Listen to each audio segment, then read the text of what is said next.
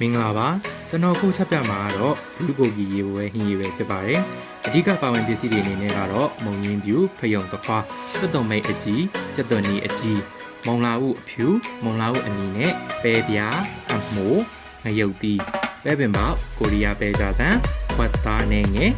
ရေပွဲတို့လိုအပ်မှာဖြစ်ပါတယ်ထမဦးဆုံးရေပွဲကိုဂျုံမှုတ်စားအနေငယ်နဲ့တေချာစွာနေပြရပါမယ်ပြီးရင်တော့ရေနဲ့တန့်စင်အောင်ဆေးချပါမယ်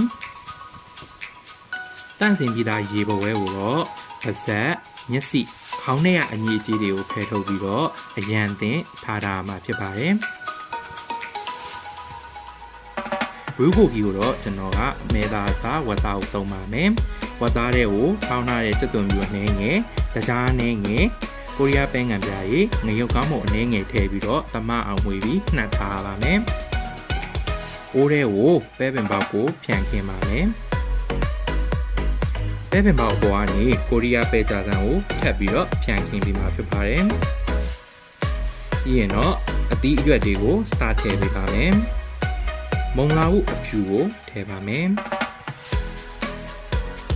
ကျက်သွန်မိတ်ဆက်ထည့်ပါမယ်ကျက်သွန်နီကိုပြီးရင်ထည့်ပါမယ်မိုးအမိုးထည့်ပါမယ်မုံလာဥအနီးဆက်ပြီးတော့ထည့်ပါမယ်ပဲပြားနဲ့ငယ်လည်းထည့်ပေးပါမယ်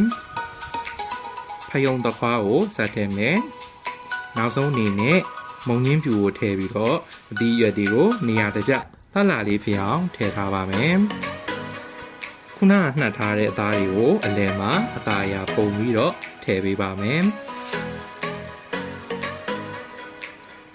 ဒီအတွက် sauce ကိုတော့ကျွန်တော်တို့ထောင်းထားတဲ့ကြက်သွန်ပြူ